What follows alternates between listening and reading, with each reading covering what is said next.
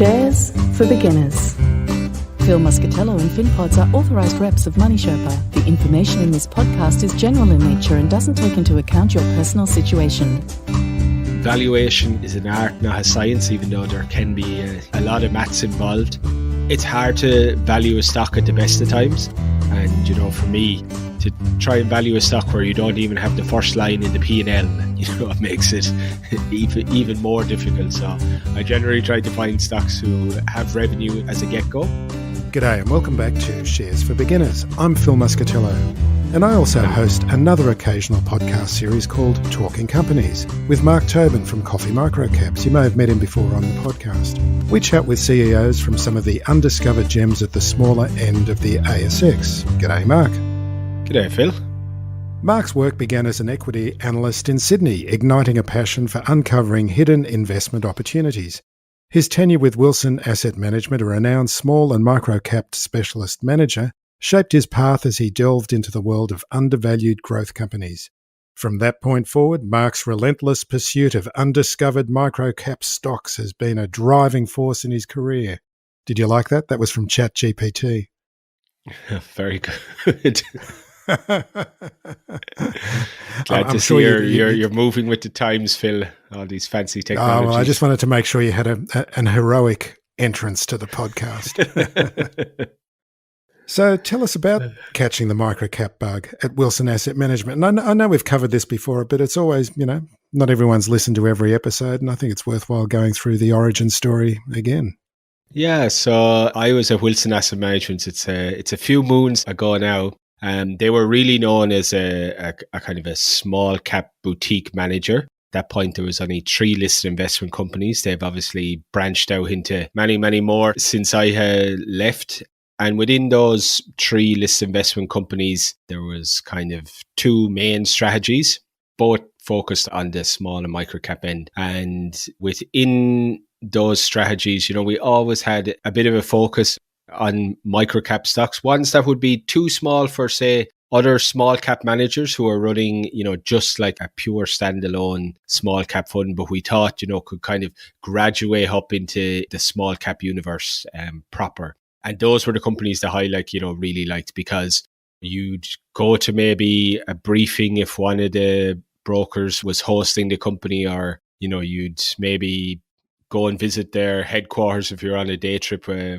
Wilson Asset Management, obviously based in Sydney, if we were down in Melbourne for a day visiting companies, or up in Brisbane, or the company itself might be in Sydney for a bit of a roadshow. And, you'd ask the CEOs and say, you'd be trying to feel out, is anybody else looking at this business? Have you any other kind of institutional investors been in contact or whatever? And, a lot of the time they'd say, no, we haven't. You were like the first one they've heard from in a year or a year and a half. And I really liked those ones, because it was something that was really off the radar. It felt like you were the kind of first to a story before kind of the rest of our competitors caught on to it. And then, I left Wilson Asset Management, and through one thing and another ended up starting Coffee Microcaps. And the reason I started was more of a frustration for myself in that, there's plenty of conferences in, I would say, the small cap arena, and definitely in the large cap arena, and a lot of sector specialist ones. A lot of your listeners have probably maybe been to a few of the big mining conferences that happen, for example, like IMARC in Melbourne, or the Gold Coast Mining Conference, events, or BioShares, another one on the biotechnology side, or Techno on the technology side. But there wasn't, that many events for microcap companies in particular. And I said, well, I'm going to start my own conference. And I guess it was also to try and meet a couple of other microcap investors, because if you don't, have a place where you all congregate to come and see a few stocks, you only run into these people maybe if you attend the AGM and they attend the AGM. So back in 2018, I decided I'm going to start Coffee Microcaps. And then we did our first conference live event in Sydney. It was March 2019 or April 2019. I can't remember exactly which month it was now. And that was the first. And we've been running in-person events since then. Obviously took a bit of a break in COVID. And during COVID, we started the online events, which we're still doing. And, it's been a great journey. I've met so many interesting people along the way, and lots of other microcap investors that were, just names on Twitter for a lot of the time. And it was really great to catch up with them in person and get a bit of a deeper understanding of how they're investing and, what their history was. Some of them used to be in the market in various ways, whether they were brokers or corporate advisors, or some of them, investor relations people. And, some of them have been so successful, they've gone full time ahead. They mightn't be running a fund, but their full-time job is microcap investing. And those are the really interesting stories to hear. And, I really think those are some of the best investors in Australia, because they haven't got a management fee or performance fee to keep them going. They've got to make money from their portfolio day in, day out if they're going to pay their mortgage and, put kids into school and, go to Coles and Woolies every week. So, it's meeting some of those people who are doing it on a full-time basis has been probably one of the best parts of the job. And, meeting some old colleagues from competitors who, have moved to different places or gone on to start their own funds, has also been great to catch up with people and keep in touch with people. So I think that's, the kind of Coffee Microcap story in a bit of a nutshell. Yeah, it's a bit of the, it's like gold miners fossicking, isn't it? Just looking around for those undiscovered gems, as we said in the introduction. And Luke Winchester, he runs that Merewether Capital fund. He was on the podcast a few episodes ago, and he works in this space as well. And it's like you said, people looking at these kind of companies, they really do have to perform. It's not like many fund managers in the big end of town. I mean, they can often do something very close to mirroring what's going on the index and, try and outperform by 1 or 2% if possible. But the fund managers and the people in this space, like you said, they really do live or die by the quality of the companies that they're choosing in their portfolios. No, exactly. And I mean, the other thing with the microcap funds, even if you are somebody like Luke or some of the others, can never really have a big microcap fund because of the liquidity constraints. And I don't want to get too technical on it, but it's hard to have a microcap fund with funds under management, in my opinion anyway, probably greater than like $150 million or $200 million. I think, that's probably the cap. So, the size of the fund is never going to generate, large amounts of performance fee. If you take 1% performance fee on 150 million, now that's got to pay for, your AFSL license, probably rent of a small office. It's got to, cover a whole load of back-end administration and a salary for the fund manager, maybe one analyst. And if you start subtracting all of those costs, it doesn't leave a hell of a lot of profit. So where are they going to make their money? They're going to make it in a performance fee. Now you contrast that somebody who's running an Australian large cap product or a global equity fund that could be managing a couple of $1 billion in assets under management. Now, if they're charging even a 0.5% or 0.75% management fee just on that funds management fee, it covers a heck of a lot of costs and probably gives you out a decent level of profit, even if you make no performance fee. So I think when you look at guys like Luke and the guys from microequities or, OC funds management down in Melbourne, there's a host of, ones I can name, but for those guys to really have a successful and sustainable business, performance fees is where it's at, because you're never going to have $1 billion funds under management microcap fund in the Australian market, because liquidity constraints will just end up forcing you up the market cap curve, and then you just won't be a microcap fund anymore. You'll be more into small and mid cap. So if your investors are investing with you for microcap exposure, all of a sudden you won't be delivering what you're supposed to be delivering. So I think, it's really performance driven. And for those, as I said, full-time microcap investors, and I know a few of them, they've really got to be sure that they're, on average, their winners are doing better than their losers. So when we think about the ASX 200 or the ASX 300, whereabouts is the microcap sector sort of in that spectrum in markets? Look, the ASX 300, you might get a few microcaps at the very bottom of that index, companies in and around, 290 or 295, but you're basically talking, a lot of stuff outside the ASX 300, which is still a lot of companies. There's 1,500 companies capped under 300 million. And I was even looking at it the other day. If you take the median market cap, so where, 50% of the companies are, it's roughly around that 50 million mark. So, of the 2,000 odd companies, over 1,000 of them are capped under 50 million. And then, the rest are capped above it. So there's a long, long list of companies that you can fit into your microcap definition. And there's no hard and fast definition I find in Australia. I mean, I use 300 million and under as a microcap. And that gives you, if you do a stock screener, that'll give you 1,500 names. If you take the ASX 300 and you say, okay, I'm going to look at everything outside the 300, you're probably talking 1,700 or 1,800 names. So whether you use anything below a certain index point or a certain absolute market cap level, you're going to find a heck of a lot of companies, definitely probably over 1,000, no matter which way you slice it and dice it. And you generally discount or you filter out companies in the biotech and mining space as well, don't you? Yeah, I mean, what I try and do at Coffee Microcaps is, the first thing I do is I try and find companies that are interesting to me. And, ones I think that, have a good story and I think would be interesting to other microcap investors. And, when I worked at Wilson Asset Management, we didn't do too much in the resources space, pretty much non-existent, or the biotechnology space, also kind of non-existent. So in terms of understanding the opportunities that those companies present and, trying to value, or in most cases for the junior resources and the biotech names, trying to understand the opportunity they're chasing or the inherent value that they're looking for, I just don't have that real kind of skill set there. But on the other sectors, so whether that's industrials or retail or technology or healthcare, I think I can find stuff that's interesting from various different angles, whether that's valuation angle, whether it's turnaround angle, whether it's from an expansion angle where new products or new markets or new CEOs come in with a new strategy.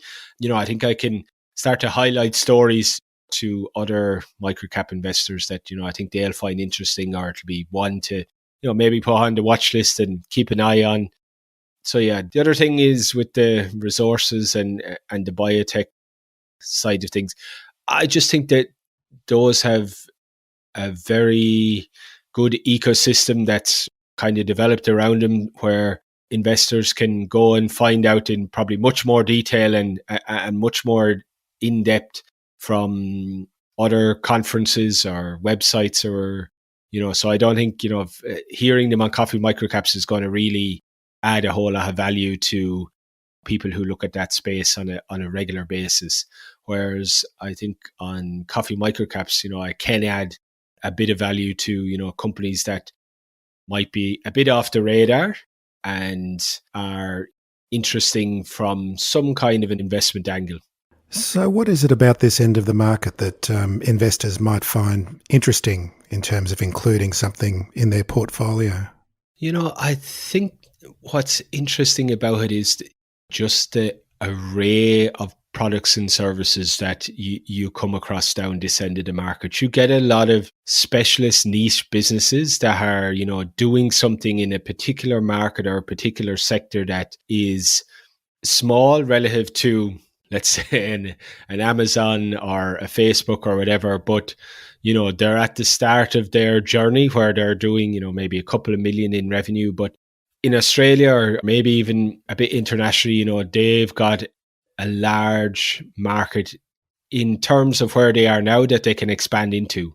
And you can get a business that can go from 10 million to 150 million in revenue over the course of a couple of years. And, I think just that small niche end where you've got companies doing very special stuff, I find it quite interesting. That's the best part of my job is, you kind of learn something new every day. You're exposed to businesses that are doing stuff that you won't really hear about or see in the ASX 200. Those are businesses are really operating in large mainstream markets that we can all kind of get our head around. Whereas, I think we're going to talk about a few companies in a bit, the kind of three I picked out from the recent conferences, I think are businesses that you wouldn't necessarily think of on a day-to-day basis. And that's the kind of the interesting stuff you're going to come across down the small end of the market. Super is one of the most important investments you'll ever make. But how do you know if you're in the best fund for your situation? Head to lifesherpa.com.au to find out more. Life Sherpa, Australia's most affordable online financial advice.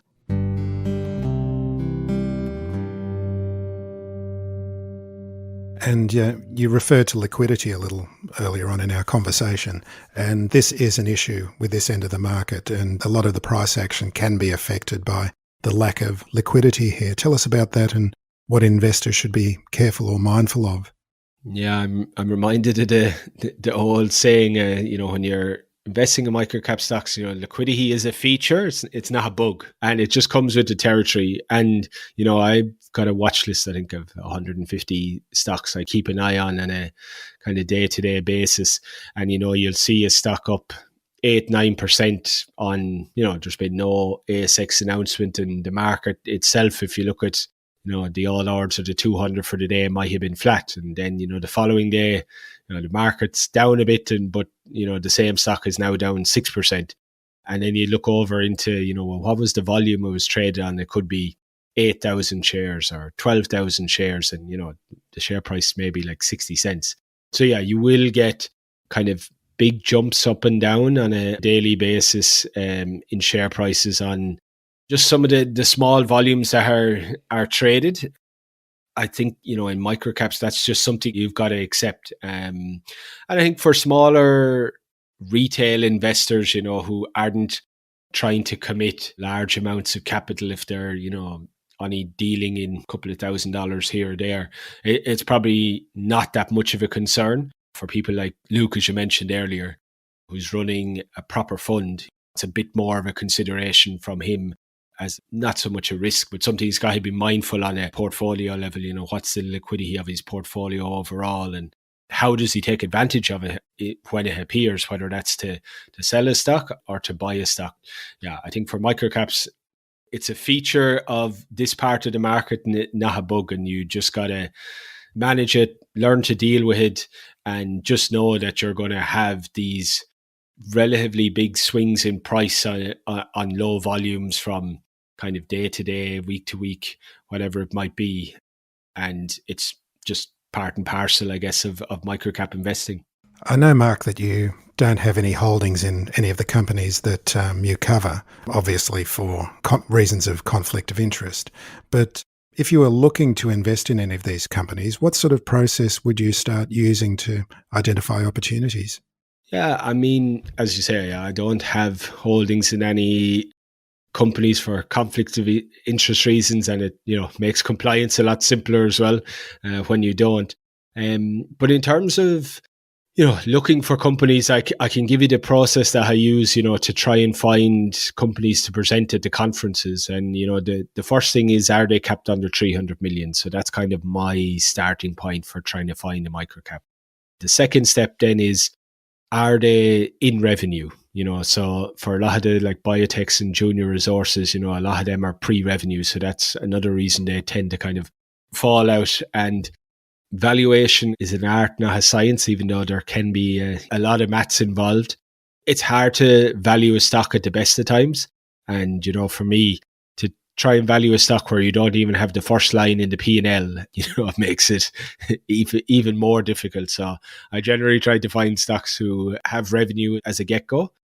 And then the second thing is, how close are they to cash flow break even, or, turning a profit? Ideally are already profitable and, paying a dividend even maybe. So, I kind of start to filter down through that. And I mean, if we just talk about dividends quickly for a second, it might be interesting fact, because I've been doing a bit of stock screening. Let's say you screen for, stuff capped under 300 million and that's, producing dividend as well. The last screen I ran for that, I think it thrown up like 150 companies. So, just because something's a microcap stock doesn't mean that they're all unprofitable, not making money. There's quite a few of them are, solid dividend paying stocks. And it's, maybe something people aren't really aware of when they think of microcap stocks, that, you can find stocks down this end of the market who are actually dividend paying.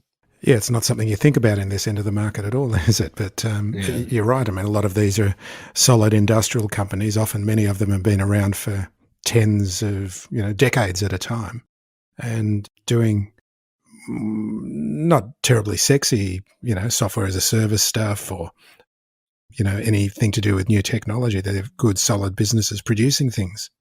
Yeah, no, exactly. I mean, if we just take the last conference, if we two companies that are kind of in kind of similar industries, sectors, I would say anyway, was, and we've had actually one of the CEOs on here and talking companies before, but, Steve Boland from Acro Formwork and Construction, business that's, I think it's been around for 40 years. It hasn't been listed for 40 years, but I think it's been around for 40 years. And, that's a solid dividend paying business. And for anybody who doesn't know what they do a lot of the formwork, that kind of concrete shuttering you'll see on big infrastructure projects. So, things like WestConnex, Snowy Hydro, major infrastructure projects.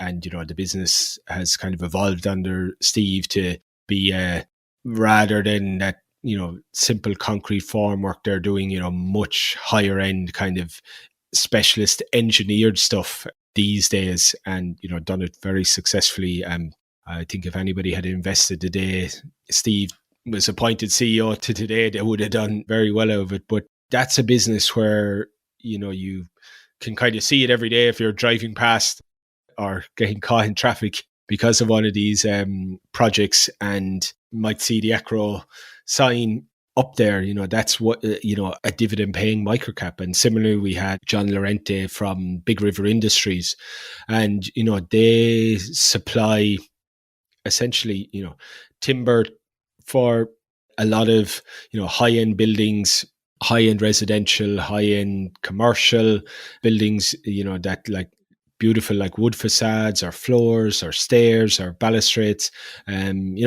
A business that has also been around for 40, 50 years from its origins up in the northern rivers of New South Wales. And again, it's dividend paying, makes a profit, and it's got quite an interesting business because they do timber yards, but they also do the specialist finished products as well. So they're kind of all through that kind of value chain of timber and timber related products. And again, it's not kind of one that would, jump out at most people, but it's a business that's, operating in an interesting niche. And, they've kind of got, New South Wales is their main market, but they've kind of got plans to expand into the other states. So there's two dividend ones that kind of jump to mind just from the last set of conferences we did.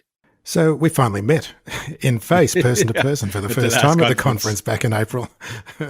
It's a crazy world, isn't it, where people can form relationships and deal with each other and start businesses, because you're up halfway around the world somewhere else and I'm here in Australia, and you come back for the conferences here.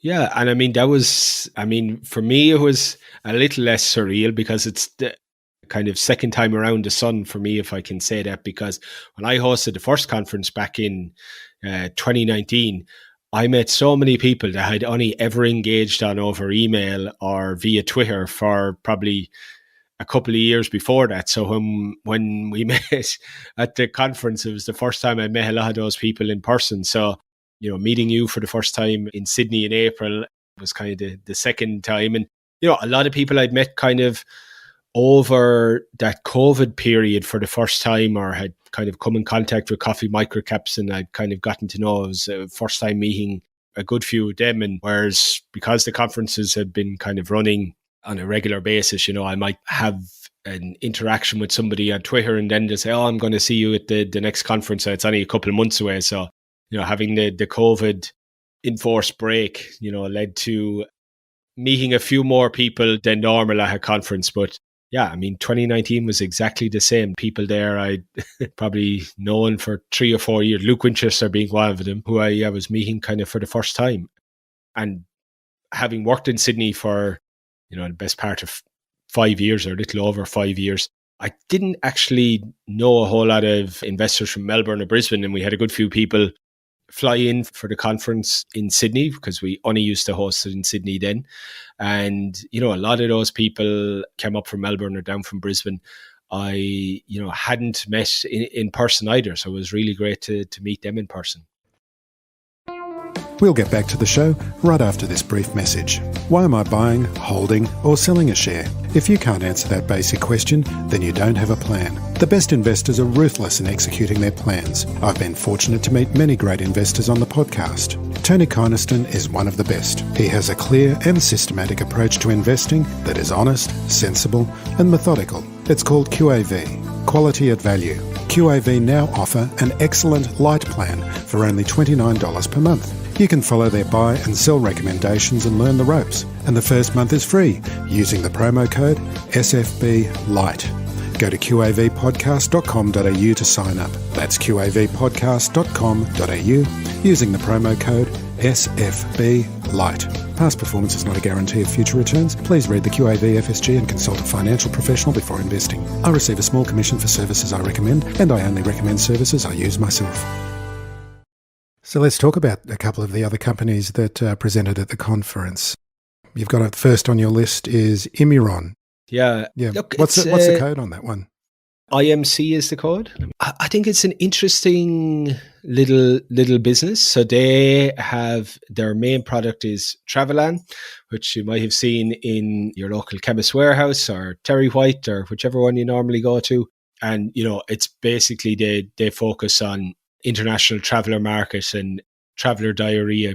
And obviously business took a massive hit through COVID when nobody was travelling internationally. And, I think they obviously really struggled through COVID. And, now they're starting to see the benefits of all of this international travel. They've got a couple of other products they've kind of got in the pipeline, and they're kind of rebuilding the business, and they sell in the US, they sell in Canada, and they sell in Australia. That's their main markets. But I mean, obviously there's plenty of other markets that they can expand into. And, they've got a product that's approved by the FDA, the TGA, and, a few other products coming in. And a lot of the problems that they've faced now that everything is opened back up over the last, let's call it 12 or 18 months has been all the supply chain issues that, lots of companies and CEOs have flagged that, so they had huge demand for stock, but they couldn't get it out fast enough because they had issues with the manufacturing side, and they lost a lot of any kind of business that sells into, retail chains. They lost shelf space through COVID, and trying to get rearranged back onto the shelves of a lot of these, and, just reestablishing those kind of sales partnerships has been a process. It doesn't happen overnight. So I think Immuron, it's not a startup. I'd say it's kind of more of a turnaround. They're kind of getting back to what they were doing kind of before COVID, and they've got opportunities to expand with a kind of proven product. It's well known in the markets that's already in, and I think to try and expand it into, the UK or Germany or cross into Asia, potentially, a couple of markets there, maybe Japan or South Korea. I think they've got a nice trajectory in front of them, and I think it's one to kind of keep an eye on over the next year or two, see how they can rebuild the existing business and then expand into new markets with existing products. And they've got one or two other products that they're currently developing, and if they can plug that into their existing distribution that they've got now, I think it's an interesting little business. Okay, and the next one on the list is De.mem. Is that how you pronounce that one? De.mem? De.mem, yeah, De.mem. De.mem. Is, I think this talks to what we were talking about earlier, these niche businesses that you wouldn't really have exposure to. So De.mem, they do high-end filtration systems for businesses who are, extracting water, using it in their production processes, and then have wastewater that, needs to be released back into the water system, but has to be treated before it leaves their plant. So they provide the membranes and the, I guess, technology to do that. So it's used by a lot of heavy industry, but also, you know, businesses like Coca-Cola and food manufacturers and, you know, a whole host of businesses who use city water, council water in their production process and then have to clean that up to an acceptable standard before releasing it kind of back into the system. And De.mem have these high-end membranes and filters that they use in order for these companies to comply with environmental regulation standards that they are required to under their kind of operating license.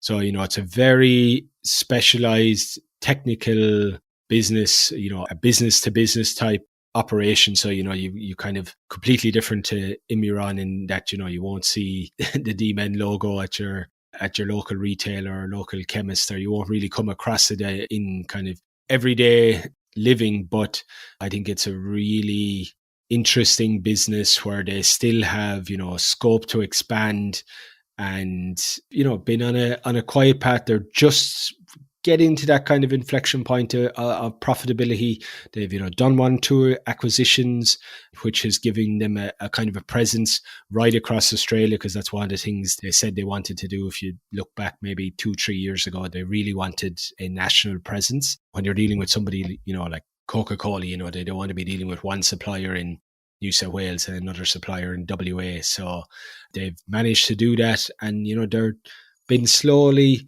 ticking along, getting new customers, doing 1 or 2 acquisitions, and, you know, the business is just coming up on that profitability inflection point. And I still think they've got, you know, room to grow. They've got a bit of a business in Singapore. They've got another bit of a business in Germany. So there's definitely scope for them to, you know, expand with their customers internationally. I mean, one of their more recent customers in Australia was Givaudan. I don't know if you've ever heard of them, a big Swiss manufacturer. I'm pretty sure they're listed, but I mean, if you look up the size of their operations, you know, if De.mem can start expanding to some of their other sites, which they have, you know, around the globe, I think it's a great opportunity for them. So, Mark, you're coming back to Sydney and Melbourne for a couple more conferences later this year. Give us the dates and where they'll be held. Yeah, so anyone who's been to one of our conferences before, they're at the same venues again. But anyone who wants to join us for the first time, the Sydney event is happening October 31st, which is a Tuesday. And it'll be at the State Library of New South Wales, which is just by the Domain for people there in Sydney. And then on the Thursday of that week, Thursday the 2nd, so just before the whole Melbourne Cup festivities kick off, we'll be in Melbourne at the State Library of Victoria, which is, you know, bang smack in central Melbourne CBD. So if you want to join us at one of those, tickets will probably go on sale probably end of September, early October. And yeah, we'll look forward to welcoming anybody who wants to join us in Sydney or Melbourne. And people can join the mailing list as well, can't they? Yeah, probably the best way to go is to Substack. So I do a monthly newsletter on there, or you can follow me on Twitter, LinkedIn. I'm on pretty much most of the socials as well. Okay, we'll put all of those on the episode notes and the blog post as well. Hey, thanks, Phil. Okay, Mark Tobin, it's great to chat with you again and talk to you again soon. And I just want to say before we finish off as well, having gone to the previous conference in April, it's great. It's such an eye-opener to see the innovation that's going on in Aussie businesses, great Aussie businesses of the future. Thanks, Phil. And yeah, hopefully we'll see you in October. Definitely will. Okay, thanks, mate. Thanks, Phil. Thanks for listening to Shares for Beginners. You can find more at sharesforbeginners.com. If you enjoy listening, please take a moment to rate or review in your podcast player, or tell a friend who might want to learn more about investing for their future.